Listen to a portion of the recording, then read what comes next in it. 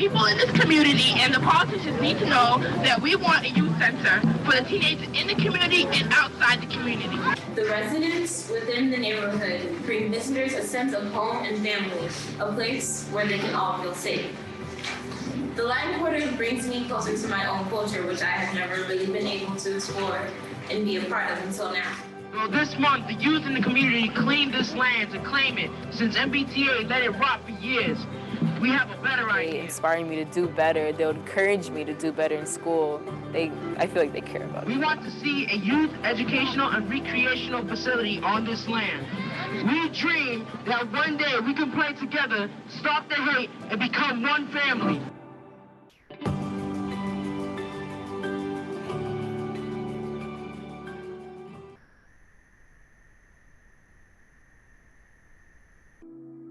I started to notice that, yes, there was still all that vibrancy and the music, the culture. There was a very lively street presence of families. I also began to notice very quickly that there was a big drug and violence issue. The neighbors got together and we were like, what are we going to do about this? Only to find that Mozart Street isn't as sweet as his dear told him. On his way home from school, he dodges bricks and bullets like he dodges English. He only speaks, I am from a place you refuse to acknowledge exists. And he sees that same place in Sonia's eyes. Yet the strangest smile blooms across her face every time she finishes reading a book in this new tongue he's never known. He wonders if he'll ever have her smile.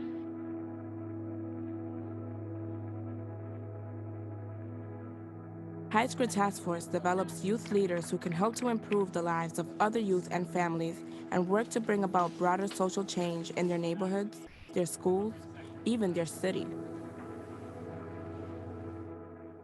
And real-world experiences help them find passion and purpose. And we wanted to solve this problem in putting a civics curriculum into the Boston Public Schools. So sometimes it feels like school, but the difference is that if school was like the High School Task Force, so many people do so much better.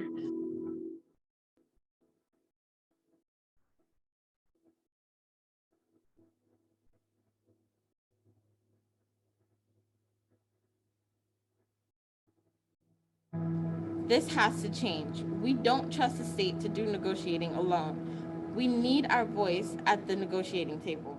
This is like a place where you know that you have influence. You are somebody who is important. And this building is a safe haven for all of us.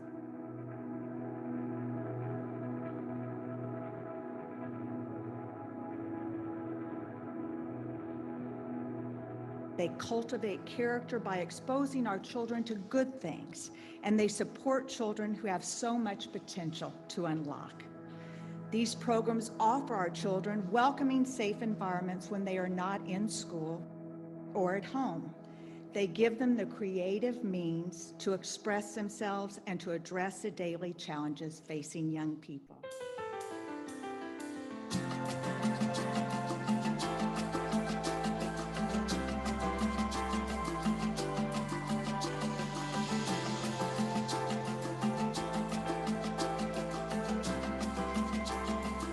Is a place in the Latin Quarter where you can connect with other people, basically improve the community in some sort of way or another.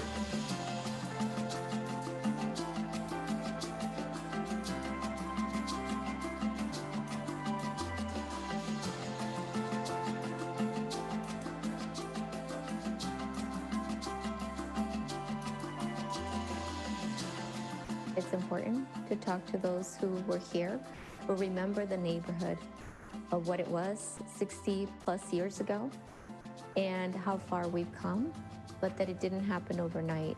I know the fight's not over. There's a lot more we can do, but to remember what it takes.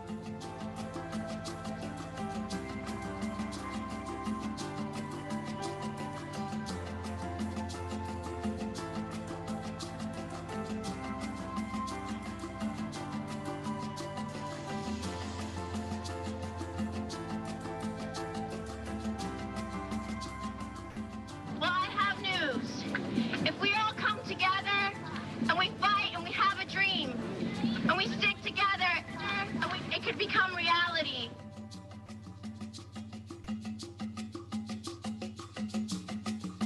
Good morning. Welcome to the 2021 Making Change Happen breakfast. I hope you enjoyed that video of highlights from the last 30 years of High Square Task Force. My name is Shane Clinton, and I'm your MC this morning. I'm so excited that you've joined us. I'm coming to you live from one of the music spaces at High Square Task Force. A little bit about me.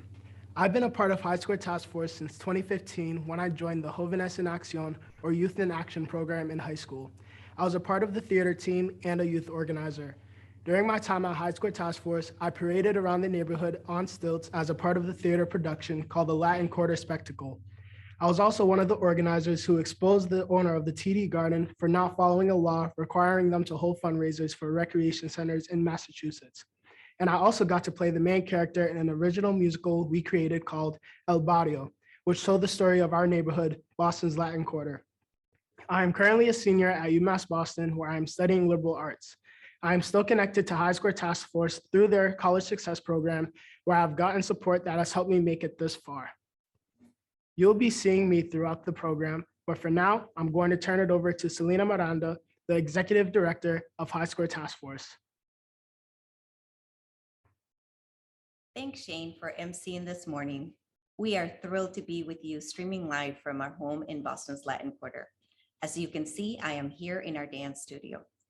Before we begin, we would like to acknowledge that we are speaking to you on land that was the territory of the Massachusetts Pawtucket and their neighbors, the Wampanoag and Nipmuc peoples, who have stewarded this land for hundreds of generations.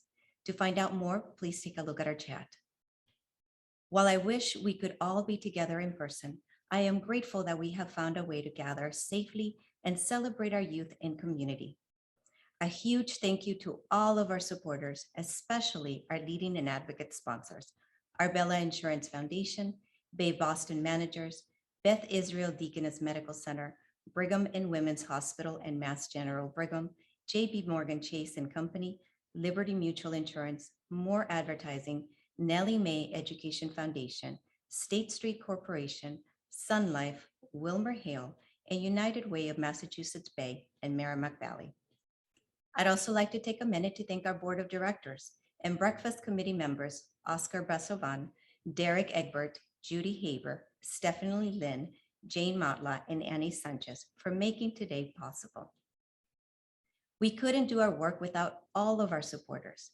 Please consider making a donation today. You can find more information in the chat. And now, let me turn it back to Shane. Thanks, Selena. After a long time of running programming behind the screen, I know that I speak for everyone at High Square Task Force when I say we are super excited to finally be back together in person. We were able to host outdoor community performances in the Boston's Latin Quarter this summer, and youth are now able to train in Afro-Latin theater, music, and dance in person and participate in education and civic engagement workshops virtually. We hope you enjoy this video, which gives you a small taste of what that programming has looked like over this past year. Enjoy.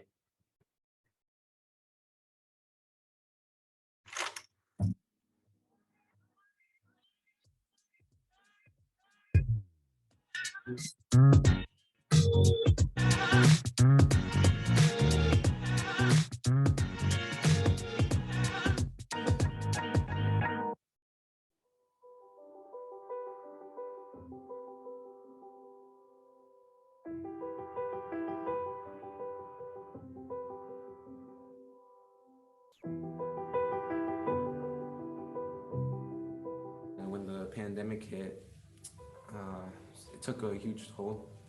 I'm pretty sure everyone shut off from the world. It was just really tiring to be on for school every day, and I found this to be kind of my break away. It was on Zoom, but like it was fun, and it was a getaway time to kind of escape from reality, be me in a space that I knew no one was going to judge me.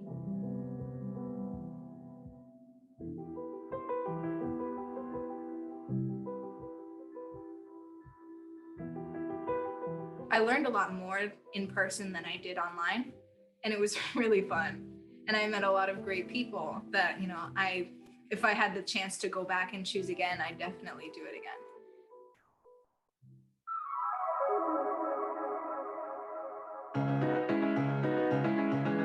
High Square Task Force to me personally, is a place in the Latin Quarter where you can connect with other people.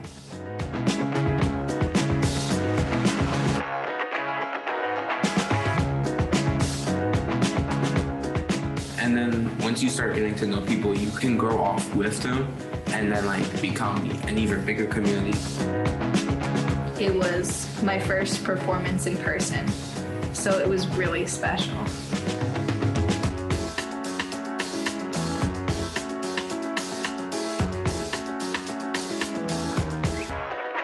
It's still not the same as it was before the pandemic hit, but it made things a lot better.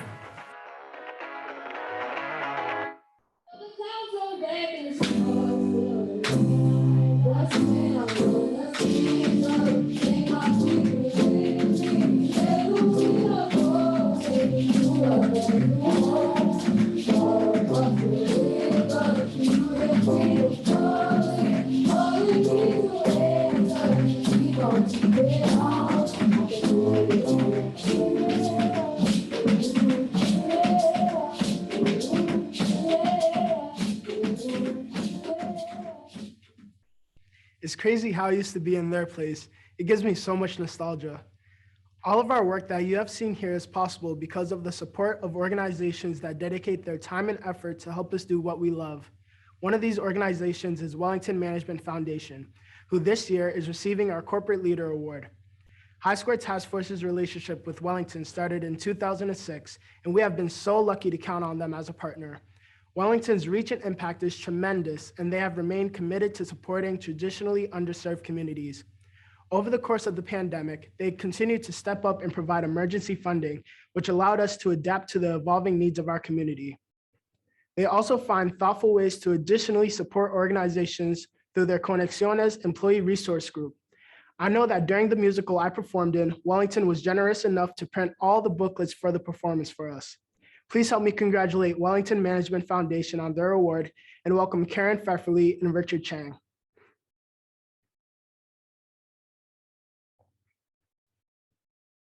Karen Pfefferly, and I am so glad to be with you this morning, celebrating Hyde Square Task Force's youth and the huge impact their work has in the community.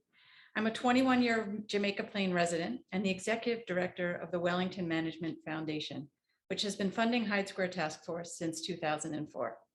I'm here along with Richard Cheng, a member of our firm's Conexiones Employee Resource Group, which has a close relationship with Hyde Square Task Force over the past few years. On behalf of everyone at Wellington, we are honored to receive the Corporate Leader Award and count ourselves fortunate to play a role in supporting High Square Task Force's important mission. As High Square Task Force celebrates its 30th anniversary this year, we are proud to say that Wellington Management Foundation has been supporting High Square Task Force for 15 years now. We are so proud of this partnership, which has included 13 annual grants, a major gift for expansion of their programs, and emergency funding in the early days of COVID-19. In addition, the firm's Conexiones Employee Resource Group has been able to provide a variety of resources, including printing program booklets for youth performances, purchasing extra program supplies, and providing grocery to High Square Task Force's families during the pandemic.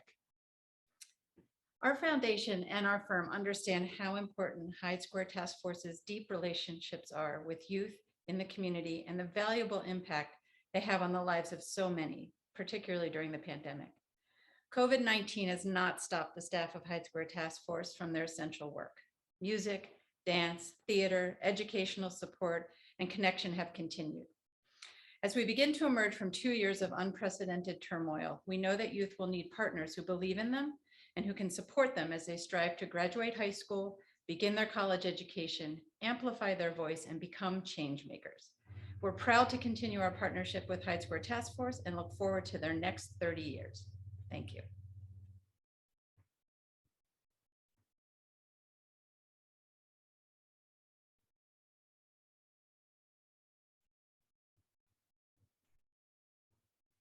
Congrats, Wellington Management Foundation. Now I'd like to turn it over to our talented dance team. They'll be performing the Mangolina, which is a folklore dance from the Dominican Republic.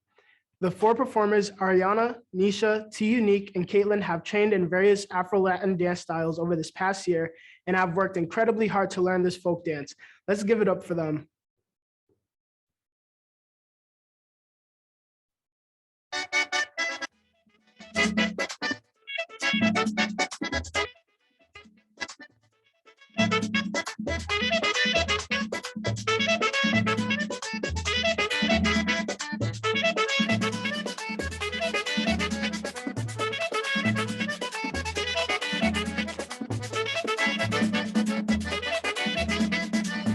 Dime niña quién te besó, a la orilla le empaliza. Dime niña quién te besó, a la orilla le empaliza. Que la culpa fue de tu madre, que la justicia no hiciera nada. Que la culpa fue de tu madre, que la justicia no hiciera nada. Que la justicia no hiciera nada. A la orilla le empaliza.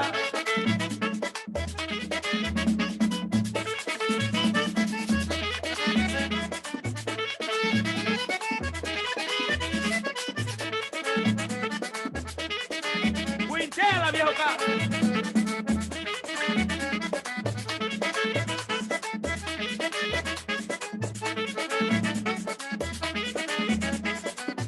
De Santiago son las mujeres, en Santiago ellas viven bien. De Santiago son las mujeres, en Santiago ellas viven bien. Y por culpa de las mujeres, de Santiago soy yo también. Y por culpa de las mujeres, de Santiago soy yo también. De Santiago soy yo también. A la orilla le paliza.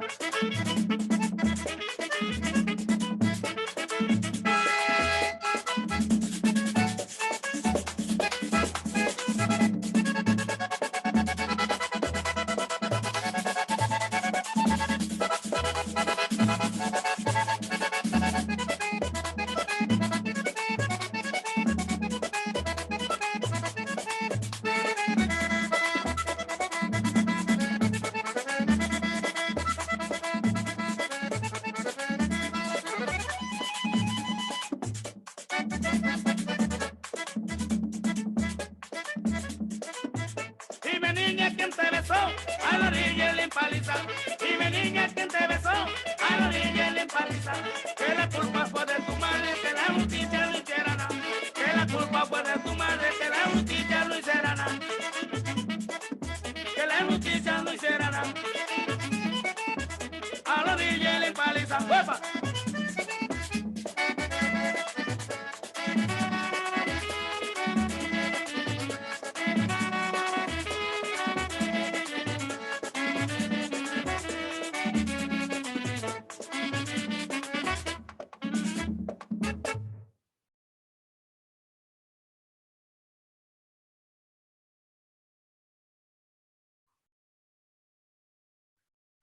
Help me give it up to Nisha, Caitlin, Ariana, and T Unique one more time. Now, without further ado, I would like to introduce High Square Task Force's board president and my former mentor, Mark Saperstein, who will be introducing our Emerging Leader Award. This award is given to a High Square Task Force alum who exemplifies our mission by being a leader and inspiring their community. Take it away, Mark.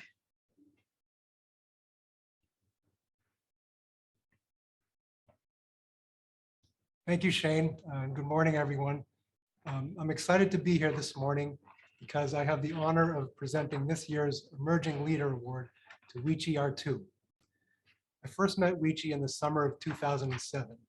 And that fall, we were paired up as mentor and mentee as Weechie began his college application process. And we developed a bond and became friends, and it's a friendship that's lasted to this day. One of High Square Task Force's many strengths is that we continue to support our youth once they graduate from high school. I'm going to let Weechie tell you more about his story. And as you'll hear, it's been filled with many starts and stops. To use a farm metaphor, I like to think that High Square Task Force planted the seeds for Weechie to become an emerging leader, but we needed to nurture those seeds for a few seasons until they took root. Weechie now lives on a farm in Vermont, hence the farm metaphor, and he works as a data engineer for Mass General Hospital.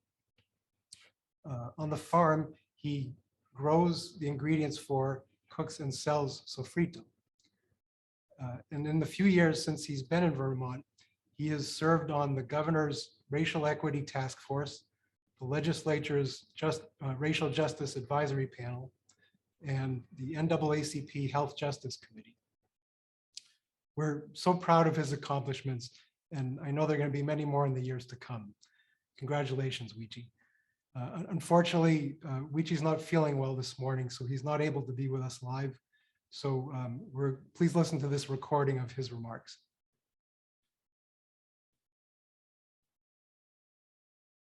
Thanks, Mark, for that introduction. I would like to begin by thanking Hyde Square for this opportunity to receive the award. At this point, I think Hyde Square has been with me for more than half of my life, 17 years now. And I think we can all agree it's been a little bit of a rocky road, but Hyde Square really has stuck with me the whole time through. I originally joined Hyde Square as part of their dance troupe, Ritmo en Acción. I was 14. And at that time, I had known English for only about 15 years and was part of the MEDCO program, where I was bused 2 hours away from Boston to go to school. And for those of us who have been or are part of MEDCO, there are many benefits to the program, but with it comes a lot of social isolation. I was in a school where I was only one of 2 Latinx students. So at that point, joining Hyde Square is really the best thing that could have happened to me. I was able to, be with a group of peers, and we shared common identities. We celebrated a similar culture, and at the same time, we were able to pass that cultural knowledge that we carried with us to other adults and to other kids in the community. We taught at schools, we performed at community events. And what was great is that we got stipend for the work. I felt like I was really valued. And being stipend really helped me learn the concept of money. My mom was really happy when I bought my own PlayStation instead of having her buy it for me. So anyways, this kind of community building really had a really powerful impact for me. I actually ended up pursuing the performing arts as a tool for social change as a career after Hyde Square. And as family does, Hyde Square was there to help me get that career off the ground and asked me to come back and contract me to teach some choreography and social dancing to the new Ritmo generation.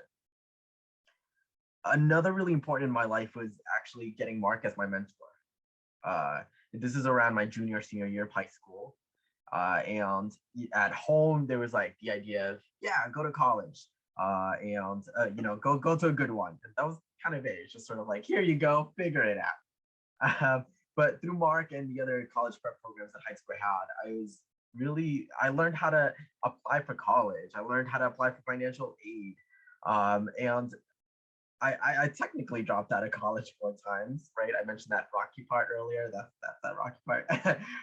But I did eventually go back, got into Northeastern, and I graduated with 3.99 GPA and with only 15,000 loans. A lot of that was because Hyde Square was there for me and provided those programs and provided that mentor to be able to teach me and guide me through that process. Furthermore, it was really revolutionary for me to be paired with a successful out gay man like Mark. And while now times are a little bit different, at that point, being gay and successful was not really in my life. It was not in the media. I didn't really have any family members that were gay and quote unquote successful. But Mark was a successful lawyer and he was married and had a family and was established. And for the first time in my life, I realized that I could be gay and I could be something. And having that role model teaching me how to navigate a world that was and kind of still is hostile to those whose gender and sexual orientation differ from the heteronormative standards went a long way in opening up opportunities for me that I didn't really think I would have been able to attain otherwise. And I could certainly keep going. In fact, my original speech was a bit longer, but time limit and all. So I want to conclude by saying that this award is really not just mine to celebrate. It's really an accomplishment of the Hyde Square mission. I base a lot of my own work in sort of those values and mission that Hyde Square was able to instill in me. Right now, I'm not only holding accountable organizations and government programs to the needs of folks of color through my role as a second vice president at the NAACP, my local county in Vermont, but my husband and I also now own a farm in Vermont, and we focus on attracting and sustaining queer and BIPOC farming community.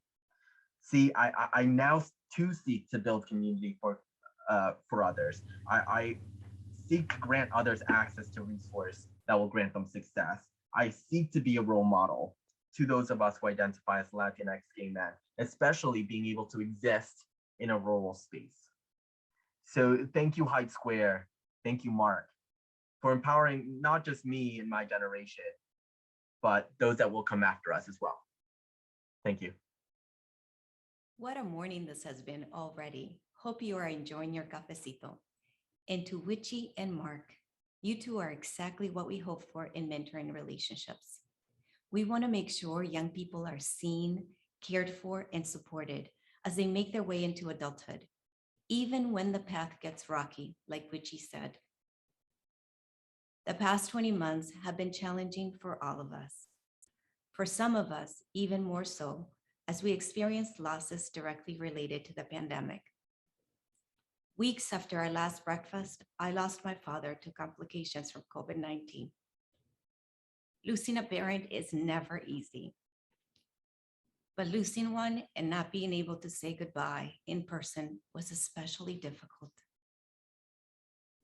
I share this only to recognize that despite the gains we have made since last December, the consequences of the pandemic are still with us as we try to figure out what it means to be back to our regular lives, yet not feeling quite whole. As our young people have gone back to in-person school and other activities, they have felt the pressure and stress of going back to school buildings and college campuses.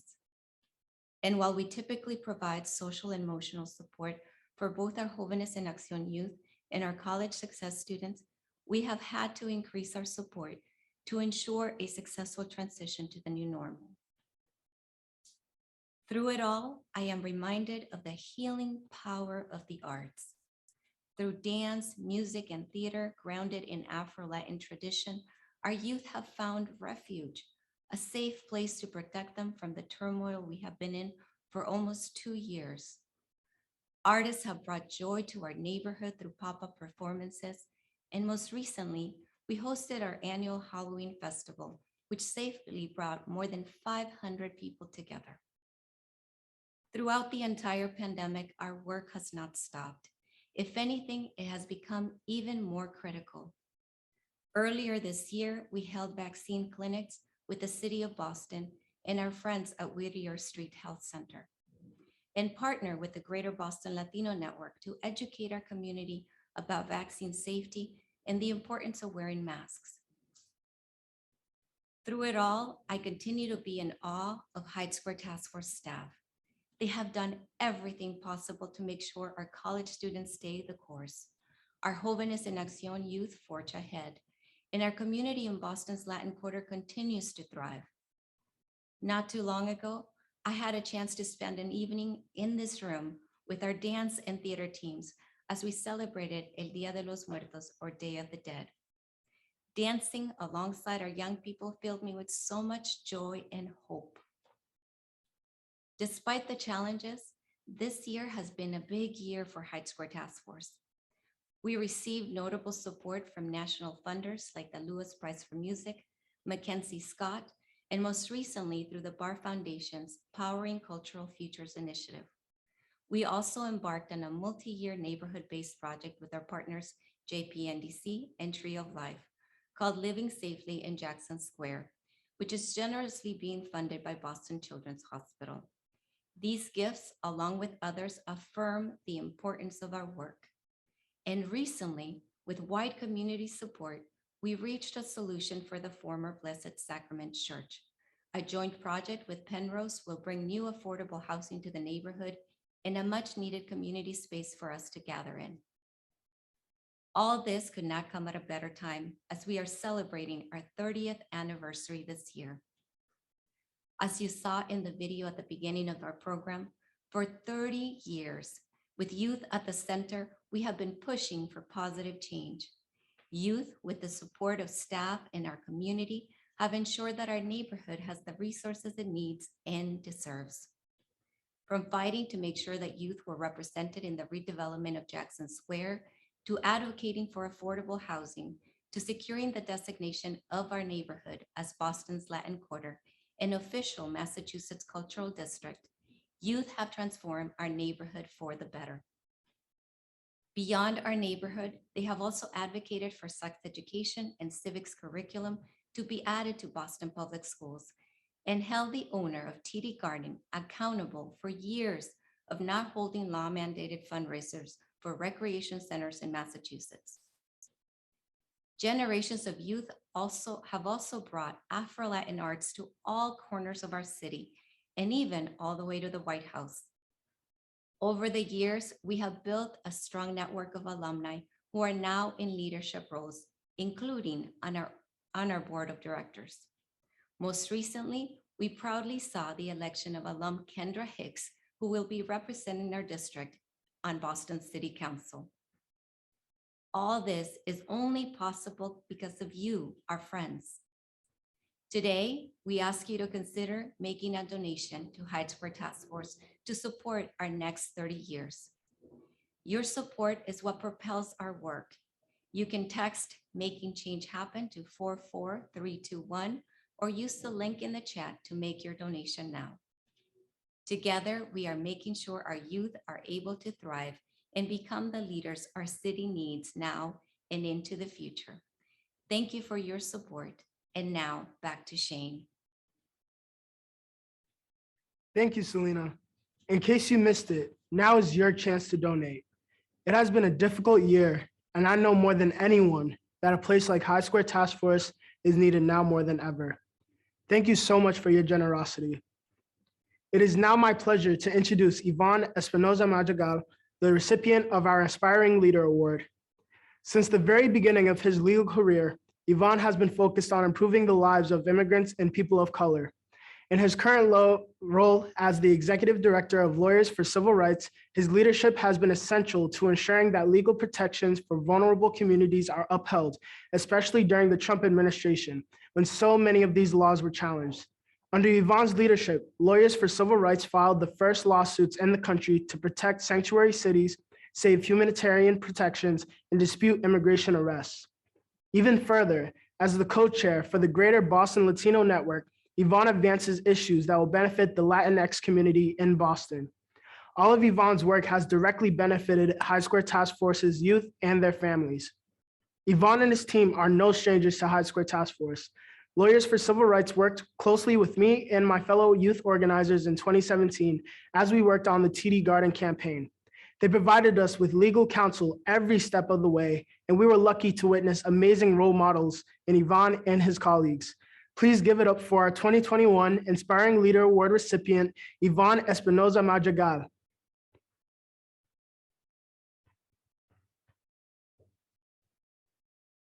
For 30 years, Hyde Square Task Force has served as an anchor organization in our communities, empowering youth, building community, and ensuring the well-being of our families and children.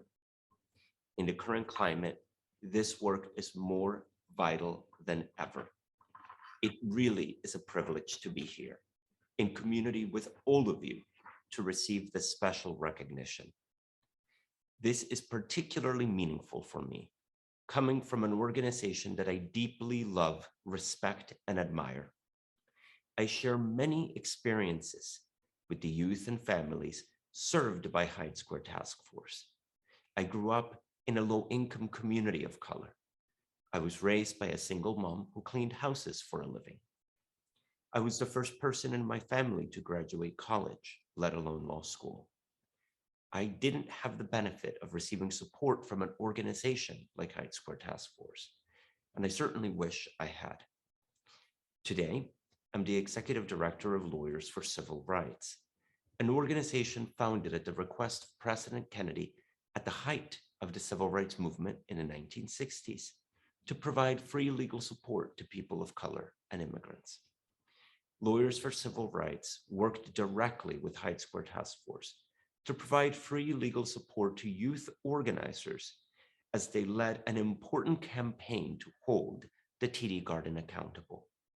Youth affiliated with the task force led the campaign, bringing to light TD Garden's failure to fulfill its community benefits agreements to support recreational centers and facilities. This was incredible work led by our youth. And this is just one example of the tireless work that Hyde Square Task Force does each and every day. We are proud to join forces with you.